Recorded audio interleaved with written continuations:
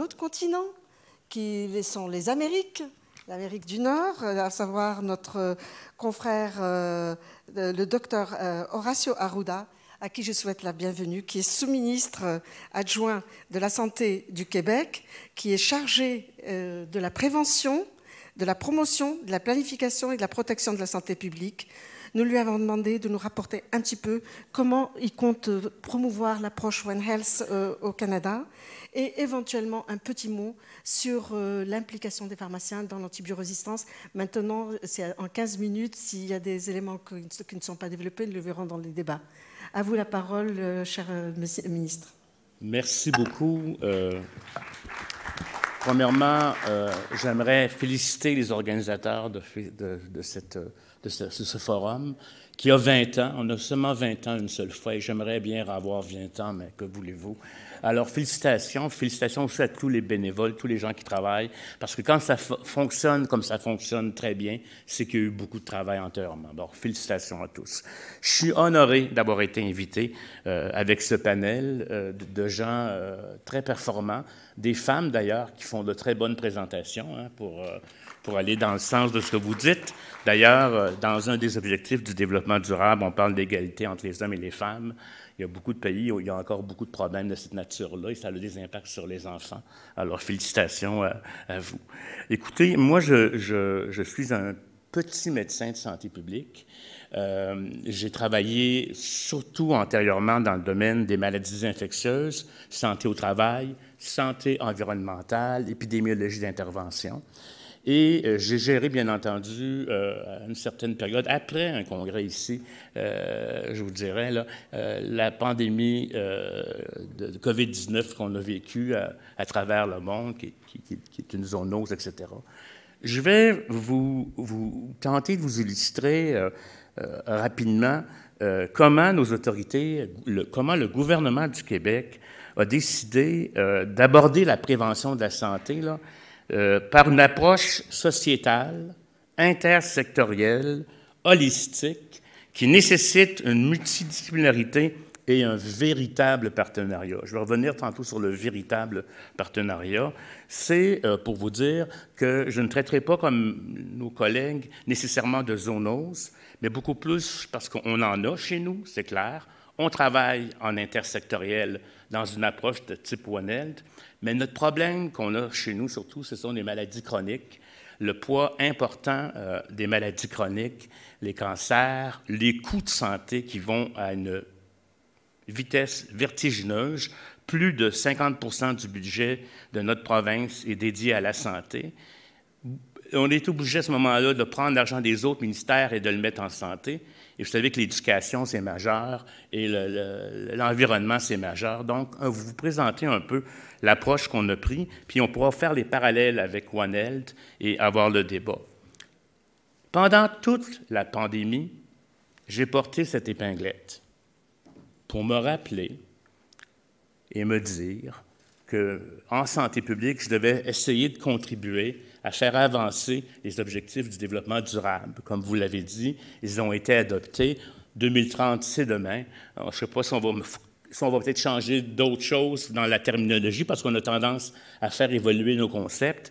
Mais juste pour vous dire que je les ai portés pour me rappeler que malgré la perception, parce que les gens ont l'impression que la santé publique, ce ne sont que les maladies infectieuses, et j'ai un immense respect pour les gens qui travaillent en maladies infectieuses, je ne veux surtout pas, j'ai passé ma majeure partie de ma carrière là-dessus, mais nous avons des problématiques avec les déterminants de la santé, nous avons des problématiques, je vous dirais, là, de maladies évitables qu'on a créées, comme le diabète de type 2 chez l'adolescent, ce qui n'existait pas quand j'ai commencé mon cours de médecine. Donc, on a des maladies de société et de grâce, essayer de ne pas faire ce qui se fait au nord pour le mettre au sud, tout comme vous avez dit tantôt, on vous a donné des pesticides, bravo, maintenant, il faut détricoter.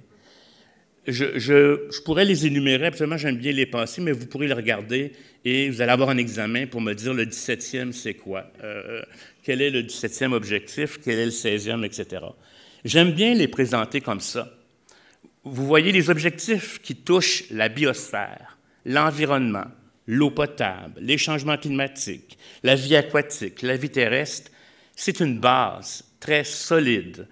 Et si on veut que la société et que l'économie fonctionnent, il faut baser là-dessus. Si on déséquilibre la base, les autres vont tomber. Et ça, je pense que c'est très important. Et je tiens à vous dire, parce que je présentais récemment ceci à des communautés autochtones chez nous, leur philosophie, leur approche est du respect de la terre. Ce qu'ils prennent, ils redonnent. Bien, on a des apprentissages à faire sur ces éléments-là. Quand vous parliez d'éléments sociaux, etc., là, c'est très important. Donc, je veux vous dire aussi, ce qui est très important, c'est qu'on a économie, on a travail décent, on a innovation, etc. Ce n'est pas de revenir au Moyen Âge qui est important, c'est de changer l'approche qu'on a en économie si on veut véritablement un développement durable. Et ça, je trouve ça important de le mentionner. Et dans toutes ces stratégies-là, et malheureusement, il y a le 16, paix, justice et démocratie. Ce qui se passe en Ukraine actuellement, en Russie, c'est un drame et on voit les impacts que ça a sur ces peuples et sur la planète au complet. Mais regardez bien le partenariat, la 17 qui traverse tout. C'est impossible de travailler un dossier aujourd'hui en silo. Malheureusement, nos organisations sont en silo et c'est ça aussi qui est très important dans ce qu'on appelle une approche collaboratrice entre les gens. Et ça prend du temps de faire cette concertation, ne serait-ce que pour avoir le même langage, comprendre des concepts de la même façon. Mais c'est la seule façon, à mon avis, de l'atteindre. Bon, juste pour vous dire, vous l'avez assez vu tantôt, environnement, animaux, plantes et humains, tout en interrelation. Moi, j'aime bien celle-ci parce qu'un monde, une health, il faut vraiment bien s'occuper de la Terre si on veut être en mesure d'avoir une santé pour tous. Malheureusement, je pense que nos mains ont été des fois égratignantes, puis on se rend compte avec la pollution, avec tout ce qu'on a créé, parce que dans les faits, c'est quoi maintenant les menaces sanitaires importantes? C'est le changement climatique, les zoonoses, l'émergence de maladies infectieuses, la résistance aux antibiotiques, la pollution, la chute rapide de biodiversité. Et donc, dans les faits, on a tous un diagnostic commun et ça doit être traité à tous les niveaux, je veux dire au point de vue international, au point de vue mondial, au point de vue local, au point de vue régional, parce qu'il faut qu'on partage cette vision-là.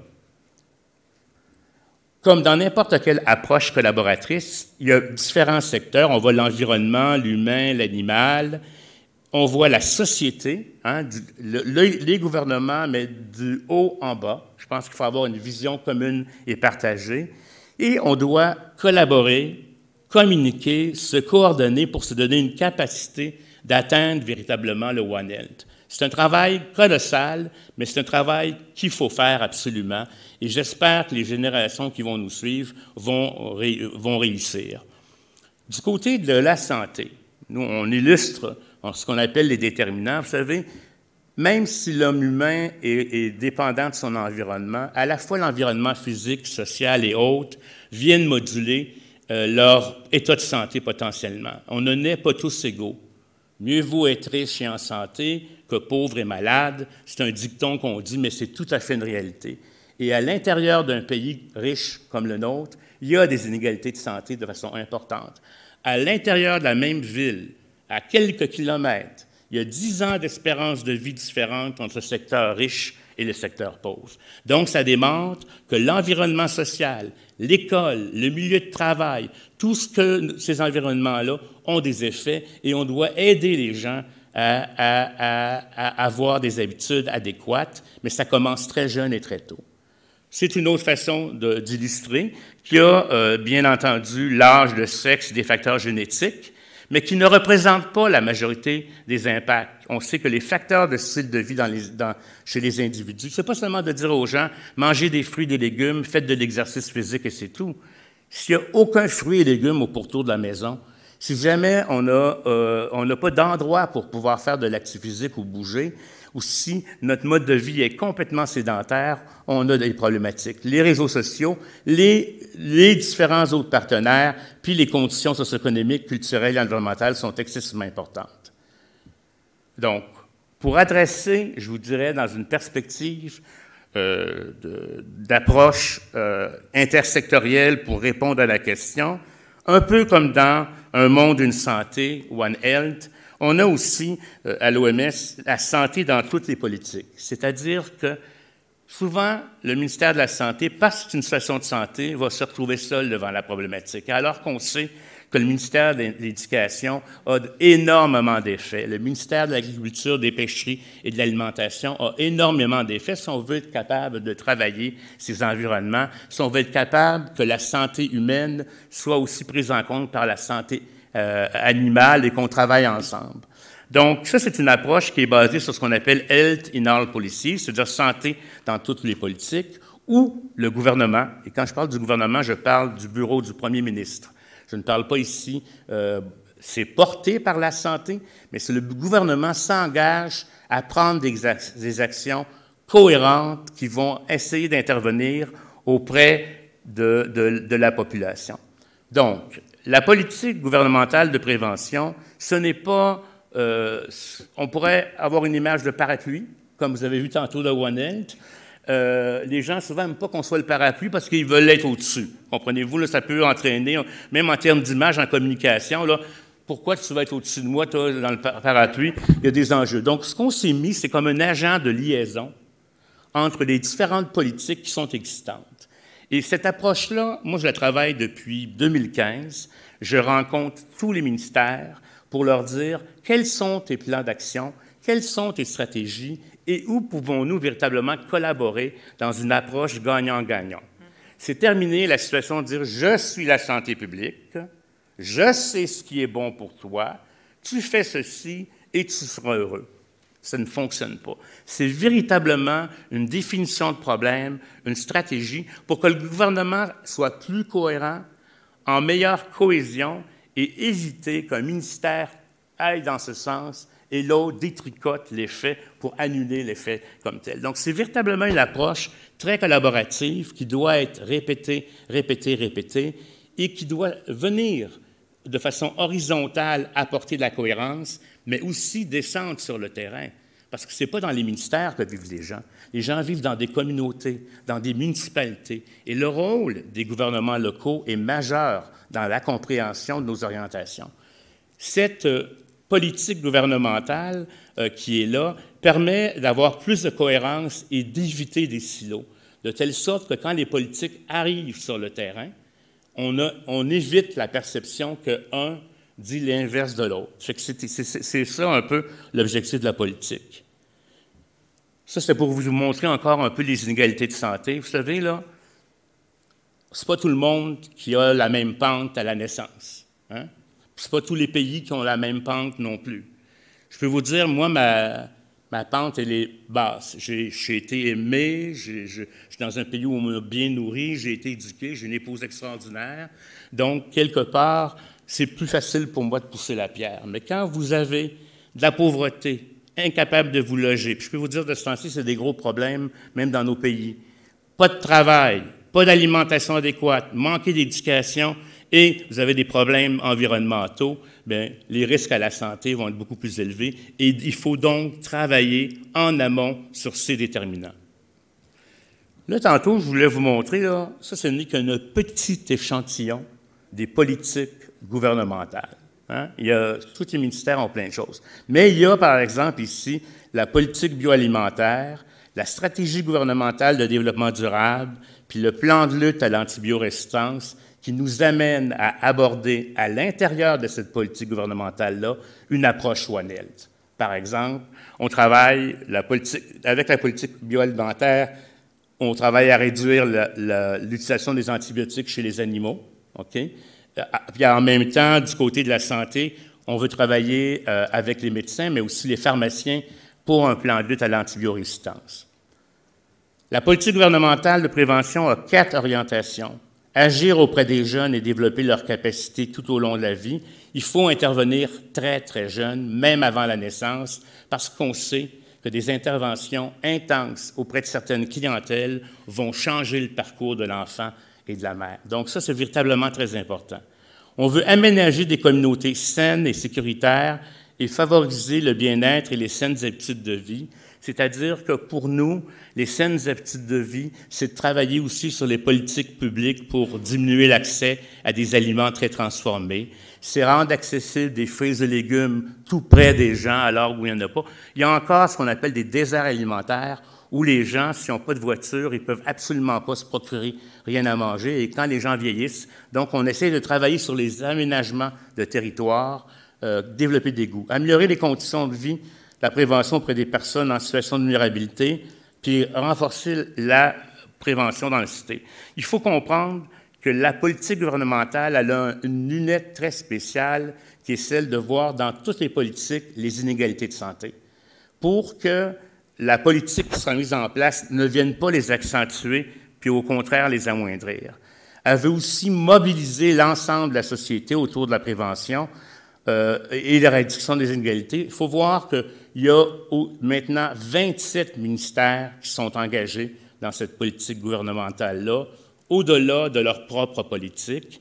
Il y a au-dessus de 80 partenaires nationaux qui sont impliqués, et c'est majeur que ce soit un mouvement sociétal compris par la population.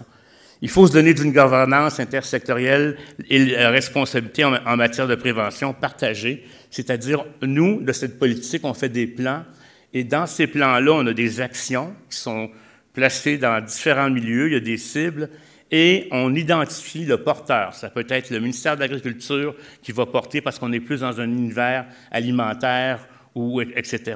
La politique a 9 cibles ambitieuses qui touchent le développement d'enfants, qui touche à l'augmentation de l'activité physique, mais en travaillant sur les environnements, qui veut toucher aussi des éléments très importants post-COVID, beaucoup de problèmes de santé mentale et d'anxiété chez les jeunes, énormément. Donc, on sait que le niveau élevé de bien-être émotionnel et psychosocial est majeur. On veut que les gens mangent 5 fruits et légumes, mais encore là, faut-il les rendre accessibles.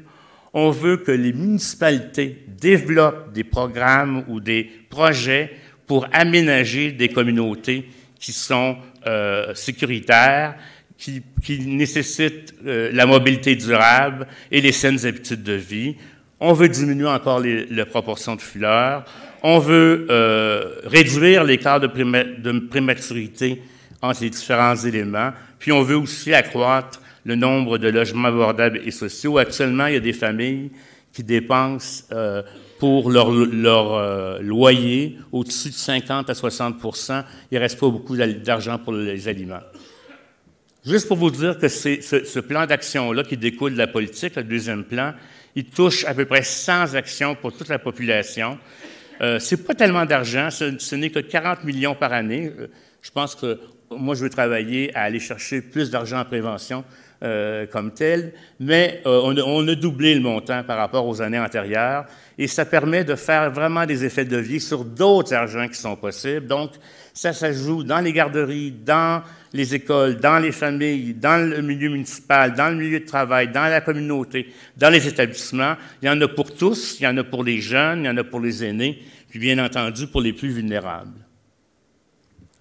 Fait que dans les faits, c'est pas One Health, mais ça fait appel aux mêmes nécessités de gestion et de gouvernance que One Health va faire. Puis comme je vous le dis, à travers les relations qu'on a avec les ministères qui sont impliqués et les secteurs qui doivent être impliqués dans la santé humaine, animale et l'environnement, on applique cette approche-là. Mais le fait d'avoir une politique gouvernementale justifie et venant du premier ministre, rend un peu les ministres imputables de collaborer et de travailler.